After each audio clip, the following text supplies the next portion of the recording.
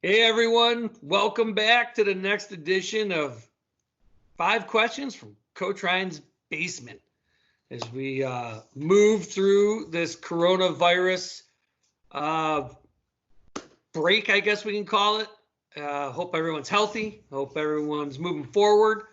Good week for Mercyhurst Lacrosse and Mercyhurst University. Is the university let us know that they're planning on getting back on campus regular time, starting up in late August. So we'll be looking forward to getting the team back on campus. And then also we had two players picked up by the Philadelphia Barrage of the Major League Lacrosse. So James Whitmire was taken 21st overall. James was actually the first short stick D midi taken on the board off the board, which is great.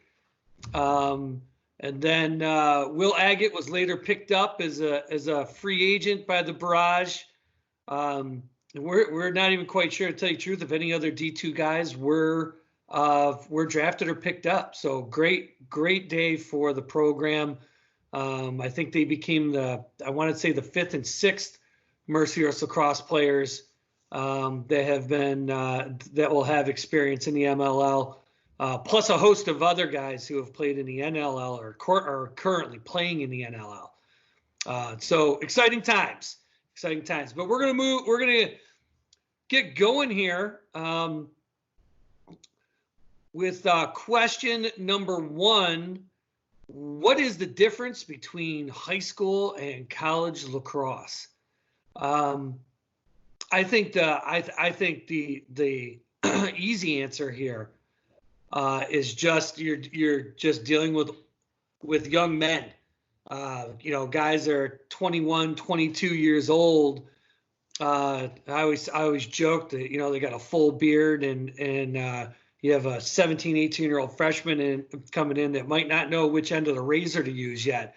So because of that, you just get a bigger, faster version of the game. It's obviously a step up. And because of that, we want to work with the incoming freshmen in the weight room, preparing them mentally and physically to be able to come in and compete as quickly as they can. Every recruit asks, "Am I going to play as a freshman?" And the biggest thing they're gonna have to overcome is just the physical difference between a 21 and a 17-year-old. So that is what I would say is the easiest answer. Is just the size of players, the speed, the strength makes it a completely different game from high school into college. I think the other thing that comes into play here also too is just the heightened level of exertion, of expectation. When you're playing for a competitive program, you're going to be surrounded by guys who want to get things done, who are motivated, who are competitive. The weight room is going to be at a higher level. Preparation is going to be at a higher level. Film's going to be at a higher level. So everything just, again, gets bumped up. And sometimes that is a jump that not all 17, 18-year-olds are ready for or realize what they're getting into when they become college lacrosse players. So a couple differences right there. Question number 2. What is your style of play? Had to be written by an attackman. So we have sort of changed things around here over the last couple years.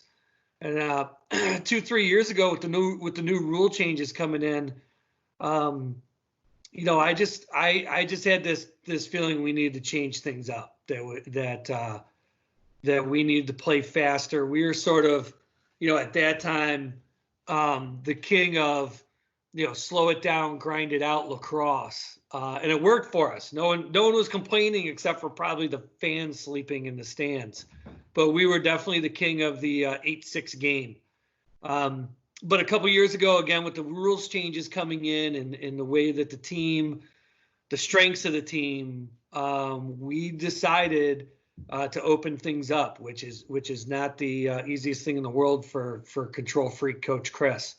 to be able to let go of things and sort of let more of a natural flow of the game happen. But with some of the talented kids that we have on the roster and the depth at the midfield, and the rules changes coming in again, it wasn't going to do us any good to stay at playing the type of lacrosse we were, and I felt that we are stagnating a little bit. So we've been able to get up and down the field. We're blessed to have some really good finishing attackmen on the team, and we're deep at the midfield with athletes, and we have poles that are big, strong fellas that can run up and down the field and handle the ball. And I think more than anything, make good decisions.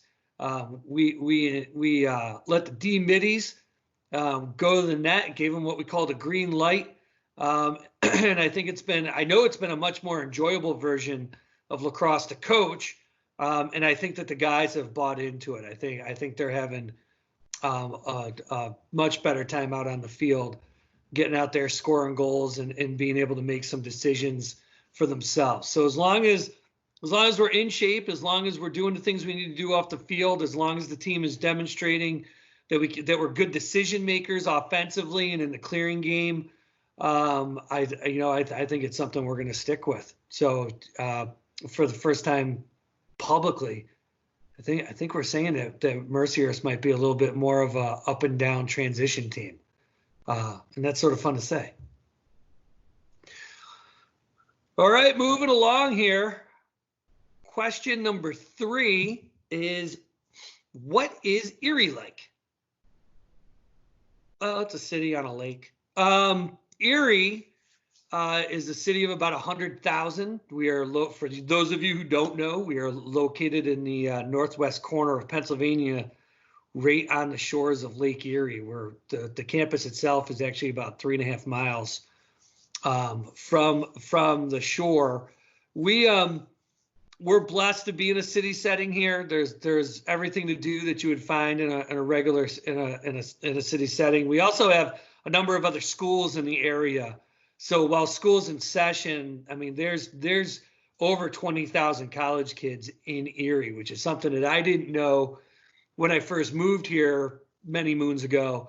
But it's a busy spot that sits at the intersection of Route 90, which heads into the Midwest, and then Route 79, which heads straight south through Pittsburgh. So there is just a lot of traffic coming through here. There's, as I said, a lot of college kids here during the year. There's a lot of minor league sports here. Obviously, college athletics play a major part in what's going on. So I find it's a great small city setting for college-age kids. The other thing, too, is, Erie was found to be one of the cheapest rents in America. So your dollar goes a long, long way here, which I know makes it very convenient for college students. And to tell you the truth, I think it's enabled a lot of the coaches at Mercyhurst to settle down, start families, and put their roots down here. I think there's 18 head coaches on campus at Mercyhurst, and the majority of them have been here for over 12 to 15 years. Some of us have 20 years and beyond. So I think that says a lot. It's a great place to go to school, and it's a great place to raise a family. 4th question. What are your thoughts on playing multiple sports in high school? I think your high school experience, like your college experience, is your experience. I think playing multiple sports is wonderful. It's the only time in your life you're going to be able to get to take advantage of things like this.